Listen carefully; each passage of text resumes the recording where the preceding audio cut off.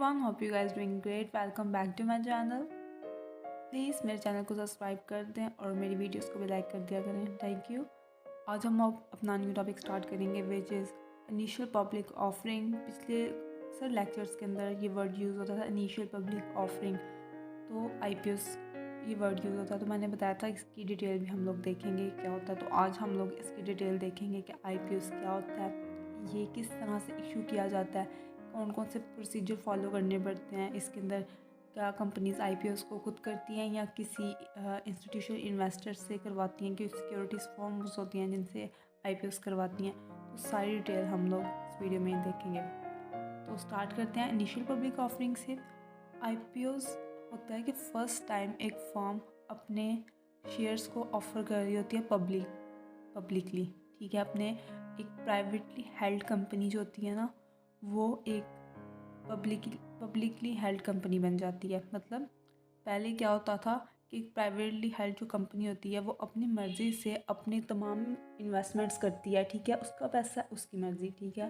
वो अपने फाइनेंसेस को खुद अरेंज करती है और उनको इन्वेस्ट करती है जगह जगह जहाँ पे उनको करना होता है, ठीक है, या जिस तरह से चाहे मर्ज़ी करे। उसको किसी को आंसरेबल नहीं होती वो कंपनी किसी ये आगे। लेकिन जब एक कंपनी इनिशियल पब्लिक ऑफरिंग करती है तब उसे आंसरेबल होना पड़ता है उन तमाम शेयर होल्डर्स के सामने जो उसके शेयर्स खरीदते हैं। तो इनिशियल पब्लिक ऑफरिंग ये होता है कि एक कंपनी फ़र्स्ट टाइम अपनी एक प्राइवेटली हेल्ड कंपनी से, यानी कि उसकी कंपनी के शेयर्स हैं, उसको पैसों की ज़रूरत है, मे बी उसने कोई एक्सपेंशन करनी हो, उसने कोई मशीनरी ख़रीदनी हो काफ़ी हैवी, उसके पास इतना फाइनेंस इकट्ठा ना हो सकता हो, या वो इतनी कैपेबल ना हो कि इतना ज़्यादा फाइनेंस इकट्ठा कर सके अपने ऊपर, तो वो फिर शेयर्स मतलब इनिशियल पब्लिक ऑफरिंग की तरफ IPOs की तरफ जाती है, जिसमें वो फ़र्स्ट टाइम कंपनी एक अपने शेयर्स को मतलब मार्केट के अंदर लेके आती है। एक प्राइवेटली हेल्ड कंपनी से एक पब्लिक ओन कंपनी बन जाती है।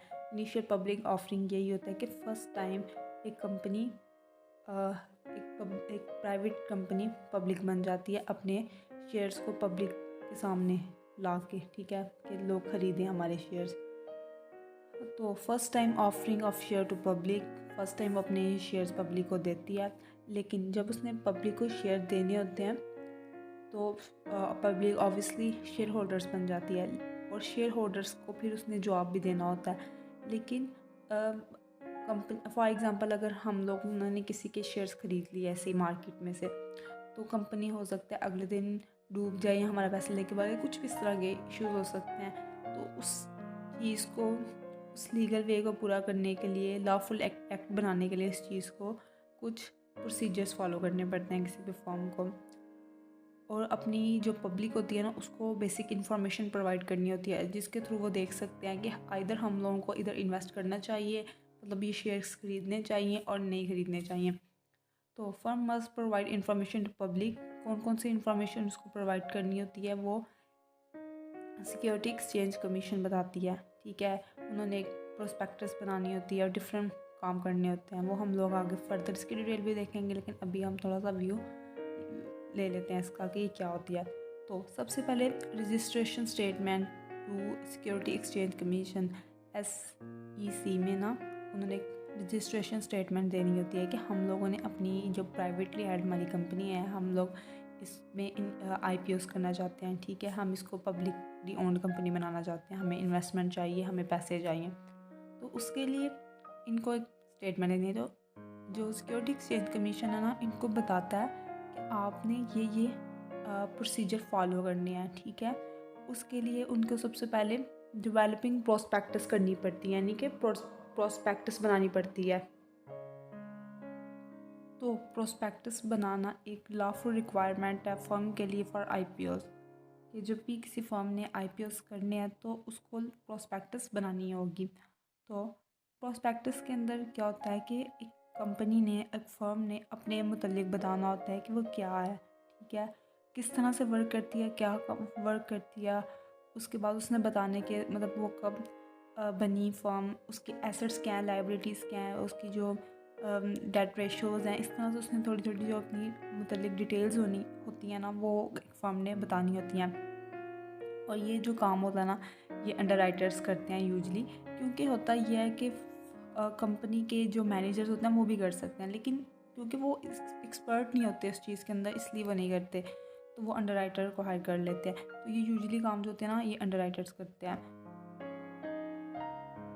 और सिक्योरिटी एक्सचेंज कमीशन बताती है कि प्रॉस्पेक्टस के अंदर ये चीज़ें होनी चाहिए, और फिर जब प्रॉस्पेक्टस बना के प्रेजेंट की जाती है तो वो बताती हैं कि इसमें अमेंडमेंट करें, इसके अंदर ये डिफ़ॉल्ट है, मतलब ये मसाइल हैं इसके अंदर, इसको ठीक करके लाएं, वो सारा आपको गाइड करते हैं। उसके बाद हमारे पास प्राइसिंग आ जाता है। प्राइसिंग के अंदर होता है कि जो आपने शेयर इशू करने हैं उसकी प्राइस क्या होनी चाहिए, ना तो इतनी ज़्यादा होनी चाहिए ना तो इतनी कम होगी। अगर ज़्यादा होगी तो लोग खरीदेंगे नहीं, अगर कम होगी तो फिर आपको ज़्यादा शेयर्स इशू करने पड़ेंगे अपनी स्पेसिफिक जो रिक्वायर्ड फाइनेंस है वो अचीव करने के लिए। तो आपको ना तो ज़्यादा रखनी है ना तो बहुत कम रखनी है। अगर बहुत कम रखेंगे तो बहुत ज़्यादा लोग आ जाएंगे, डिमांड इंक्रीज़ हो जाएगी, लेकिन सप्लाई वही होगी, तो प्राइसेस कम हो जाएंगे। और अगर हाई होगी तो फिर लोग खरीदेंगे नहीं। और इसके बाद ट्रांजैक्शन कास्ट है। ट्रांजैक्शन कास्ट मतलब आपको IPO आपने जो करवाए हैं उसके ऊपर आपको कितने मतलब कॉस्ट पड़ी है, तो ये डिफरेंट होती है कॉस्ट। मतलब ये आपके जो अंडरराइटर्स होते हैं वो डिसाइड कर लेते हैं आपके साथ क्या कॉस्ट रखनी है। Firm is assisted by an investment banker underwriting. अच्छा, तो मैंने अभी आपको बताया कि जो फर्म्स होती हैं वो जो फर्म्स होती हैं उनके मैनेजर भी IPOs कर सकते हैं, बट क्योंकि उनकी स्पेशलिटीज़ नहीं होती, वो एक्सपर्ट नहीं होते इस चीज़ के अंदर, तो उसके लिए उनको पहले बहुत ज़्यादा रिसर्च करनी पड़ेगी। ठीक है, जो इंस्टीट्यूशन इन्वेस्टर्स हैं उनको देखना पड़ेगा कि कौन कौन से हमारे शेयर्स ख़रीद सकते हैं, उनको ये देखना पड़ेगा कि हमें कितनी कॉस्ट रखनी है, मतलब उनको बहुत ज़्यादा इस चीज़ के ऊपर रिसर्च करनी पड़ेगी, एक्सपर्टीज़ थोड़ी सी इनको लेनी पड़ेंगी, और काफ़ी ज़्यादा इस तरह के जो छोटे मोटे काम है करने हैं, जिसकी वजह से उनकी एक फर्म की IPOs कॉस्ट हाई हो सकती है और काफ़ी टाइम टेकन हो सकती है। तो मे भी काफ़ी ज़्यादा टाइम लग जाए एक फर्म को ये सब कुछ करते हुए। तो इसलिए फर्म जो होती है ना वो अंडरराइटर, कमर्शियल बैंक भी अंडरराइटिंग करते हैं, इन्वेस्टमेंट बैंक्स अंडरराइटिंग का काम करते हैं। तो इन फर्म्स के पास जाती है एक फर्म जिसने IPO करवाने होते हैं, क्योंकि इनके पास एक्सपर्टीज़ होती है, उनका काम ही यही होता है। तो उनको नॉलेज होती है, मार्केट की नॉलेज होती है, प्राइसिंग के रिलेटेड नॉलेज होती है, उनको एजुकेशन वो इंस्टीट्यूशनल इन्वेस्टर के बारे में नॉलेज होती है कि कौन कौन शेयर ख़रीद सकते हैं, कौन ठीक है, क्या हिसाब किताब है, वो हर चीज़ के मतलब जानते हैं। उन्होंने एक अपनी स्पेसिफिक कमीशन रखा होता है, वो चार्ज कर लेते हैं, और इस तरह से आपका एक टाइम भी बचता है और आपकी कॉस्ट भी थोड़ी कम हो सकती है, क्योंकि एक अगर आपका मैनेजर करेगा तो रिसर्च पे बहुत ज़्यादा कॉस्ट लगेगी, टाइम टेकन होगा, और पता नहीं कि IPO अच्छे तरह भी हो सकेंगे नहीं। तो इसलिए फर्म प्रेफर करती हैं कि वो अंडरराइटर्स के पास ही जाएं और अंडरराइटर से ही अपना काम करवाएं। तो नेक्स्ट चीज़ें हमारे पास हैं, डिटेल है बेसिकली कि डिवेलपिंग द प्रॉस्पेक्टस, के प्रॉस्पेक्टस हमने कैसे बनानी है, प्राइसिंग क्या होगी, ट्रांजैक्शन कॉस्ट क्या होगी, तो ये इनकी डिटेल है। तो प्रॉस्पेक्टस मैंने भी बताया था कि एक लॉफुल रिक्वायरमेंट है, किसी भी फर्म के लिए ये लॉफुल रिक्वायरमेंट है कि उसने IPOs करने हैं तो उसने एक प्रॉस्पेक्टस बनानी है। तो प्रॉस्पेक्टस के अंदर वो बताएगा कि कंपनी की एसेट्स क्या हैं, लाइबिलिटीज़ क्या हैं, कंपनी कब बनी थी, कंपनी के रिलेटेड डिटेल्स, उसके जो सप्लायर्स हैं, उसके जो उनका जो जिनके उन्होंने डेट देना है, ठीक है, क्रेडिटर, इन सब के रिलेटेड थोड़ी थोड़ी सी डिटेल प्रॉस्पेक्टस के अंदर होती है। Underwriter make prospectus and register it from security exchange commission. मैंने भी बताया था आपको कि अंडरराइटर ही प्रॉस्पेक्टस बनाता है, उसने ही कंपनी से इंफॉर्मेशन लेनी होती है और वो प्रॉस्पेक्टस बना के सिक्योरिटी एक्सचेंज कमीशन को दिखाता है। Underwriter road show the prospectus to institutional investors. उसके बाद रोड शो है कॉन्सेप्ट।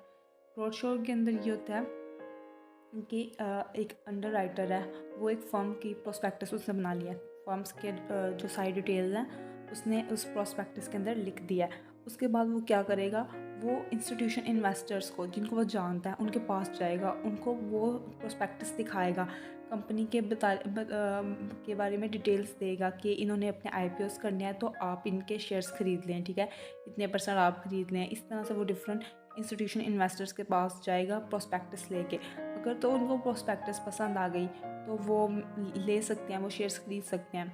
तो इस तरह से जो अंडरराइटर होता है वो रोड शो करता है, मींस वो प्रोस्पेक्टस डिफरेंट इंस्टीट्यूशनल इन्वेस्टर्स को दिखाता है। तो इस जो प्रोसीजर होता है कि एक प्रोस्पेक्टर को इंस्टीट्यूशनल इन्वेस्टर्स को दिखाना है, तो इसको रोड शो कहा जाता है। बेसिकली इन्वेस्टर की अप्रोच के लिए होता है कि हम लोगों को इन्वेस्टर मिल जाए उसको, इसलिए जो ये प्रोस्पेक्टर होती है इसकी प्रेजेंटेशन करनी होती है उसने। इस तरह से मीटिंग्स हायर कर ली जाती हैं, प्राइस के रिलेटेड भी थोड़ा बहुत डिस्कस कर लिया जाता है, और फिर इंस्टीट्यूशनल इन्वेस्टर्स को भी कंपनी के ऊपर थोड़ा यकीन आता है कि कंपनी हाँ वाकई ठीक है कि ठीक नहीं है, जो भी है। नेक्स्ट हमारे पास है pricing. Underwriter asks institutional investor if you like to buy the share then what मतलब प्राइस क्या होगी। तो इंस्टीट्यूशनल इन्वेस्टर कहता है कि अगर आपको ये प्रॉस्पेक्टस अगर ठीक लग गया, ठीक है, तो लेट्स से अगर आपने परचेस करनी है या नहीं करने जो भी है, लेकिन आप ऐसे मुझे बता दें कि अगर मैं आपको ये शेयर्स दे रहा हूँ, ये दिखा रहा हूँ, तो आप इसकी क्या कीमत देना पसंद करेंगे, क्या इसकी कीमत होगी एक शेयर की। तो मे बी तो वो एक इन्वेस्टर के पास नहीं, वो डिफरेंट इन्वेस्टर्स के पास जाता है, ठीक है। मतलब हमारे पास 3 इन्वेस्टर्स हैं, इन्वेस्टर ए बी सी। तो इन्वेस्टर ए के पास क्या, उसने कहा 25 रुपये ना एक शेयर की प्राइस होनी चाहिए इसकी। दूसरे के पास क्या है, दूसरे ने 30 का है। तीसरे के पास क्या है, तीसरे ने 35 कह दिया। हाँ ठीक है, तीसरे ने 20 कह दिया। तो अब अंडर राइटर का अपना होगा कि वो किस तरह से इसकी प्राइस को मैनेज करता है, किस तरह से उसके पैसे। यूजुअली ये देख लिया जाता है कि वो मतलब जो अंडरराइट जो इन्वेस्टर्स ने अपनी प्राइजेस बताई हैं, ठीक है, ये प्राइजेस होंगी, तो वो उनका एक एवरेज लेके, तो कोई भी कॉमन जैसे 30 एवरेज था, एक ने 25 का, एक ने 30 का, एक ने 35, तो वो ना ज़्यादा की तरफ जाएगा ना ज़्यादा कम की तरफ जाएगा, तो वो नॉर्मल की तरफ चला जाएगा। लेकिन ये सिचुएशन पे डिपेंड करता है कि वो क्या लेगा। वो 32 भी ले सकता है और 33 भी ले सकता है एक शेयर की प्राइस। तो इस तरह से प्राइस को सिलेक्ट कर लिया जाता है। डिफरेंट इन्वेस्टर्स के पास जाके उनसे पूछा जाता है कि क्या प्राइस होनी चाहिए, आप अगर हम आपको देंगे तो आप किस प्राइस पे ले लोगे। यूजुअली तो कम ही बताएंगे। तो लेकिन अंडर राइटर को क्योंकि पता होगा, वो डिफरेंट इन्वेस्टर्स के पास जाएगा तो उन सब इन्फॉर्मेशन को ले लेगा। आगे हमारे पास है transaction cost. Transaction cost under writer को मिलती है, उसको कमीशन मिलता है, यानी कि जितना उसने फाइनेंस मतलब हायर करके देना होता है शेयर्स के थ्रू, उतनी वो मतलब उसका 7% ना वो लेता है। IPOs जितनी अमाउंट के IPOs होगा उसका 7% वो लेगा। फॉर एग्ज़ाम्पल अगर 1 करोड़ का IPO करके दिया उसने, ठीक है, अंडर राइटर ने, तो 7% यानी कि 7 लाख वो अपनी कमीशन चार्ज करेगा। और इस तरह से भी होता है कि जो अंडर राइटर होता है ना, वो सारे काम खुद नहीं करता। वो मतलब वो कुछ काम किसी को कह देता है, ठीक है, आगे किसी और सिक्योरिटी फर्म को बोल देगा कि तुम ये काम कर दो, हाफ इतना कर दो। मतलब फॉर एग्ज़ाम्पल प्रॉस्पेक्टस वो खुद बना लेगा, ठीक है, या फिर प्रॉस्पेक्टस वो किसी को कहेगा तुम बना दो। प्रॉस्पेक्टस उसने बना के दे दी किसी ने उसको, और उसने फिर रोड शो कर दिया, इंस्टीट्यूशन इन्वेस्टर को दिखा दी, प्राइसिंग का पूछ लिया, यानी कि उसने एक दूसरा बंदा भी हायर कर लिया उस काम के लिए। तो फर्म क्या करेगी, फर्म तो जितनी IPOs की अमाउंट होगी ना उसका 7% उसको दे देगी। और लेकिन जिस अंडर राइटर ने किसी और से काम लिया ना, वो फिर उसको उतना कमीशन दे देंगे जितना वो आपस में डिस्कस करके करेंगे। इस तरह से अंडर राइटर ज़रूरी नहीं सारा काम खुद करें, वो किसी और से भी करवा सकते हैं। लेकिन जो फर्म अमाउंट देती है ना, वो एक ही लीड अंडर राइटर को देती है, और उसी को 7% वो देगी, और आगे जितने उसने काम करवाया होगा किसी को उतना उसको दे देगी, जितना उनके अंदर डिस्कशन हुई होगी कि हमें इतना चाहिए इतना, ठीक है। तो आई होप आप लोगों को ये कॉन्सेप्ट समझ आ गया होगा कि IPOs क्या होता है, ये किस तरह से होता है, और आगे फर्दर हम इसकी परफॉर्मेंस को देखेंगे कि अगर हमने जैसे अभी डिस्कस किया कि 30 रुपीज़ एक IPOs का एक शेयर की प्राइस सेट कर दी गई, मार्केट प्राइस, ठीक है, और उसको स्टॉक मार्केट के अंदर दे दिया गया। तो उसके बाद क्या होता है कि अगर किस तरह से लोग रिएक्ट करते हैं, परफॉर्मेंस क्या होती है, वो चीज़ें हम लोग आगे डिस्कस करेंगे। आई होप आप लोगों को यहाँ तक समझ आ गई हो कि IPOs क्या है, ठीक है, इसका प्रोसीजर क्या है, किस तरह से ये इनिशियल पब्लिक ऑफरिंग होती है, किस तरह से ये स्टॉक मार्केट तक जाता है, ठीक है, आगे जब बायर्स खरीदेंगे वो किस तरह से इसको खरीदेंगे, वो हम लोग फर्दर डिस्कस करेंगे। तो अगर आपको वीडियो पसंद आई तो प्लीज़ इस वीडियो को लाइक करें, चैनल को सब्सक्राइब करें और बेल आइकन को भी प्रेस कर दें। Thank you very much.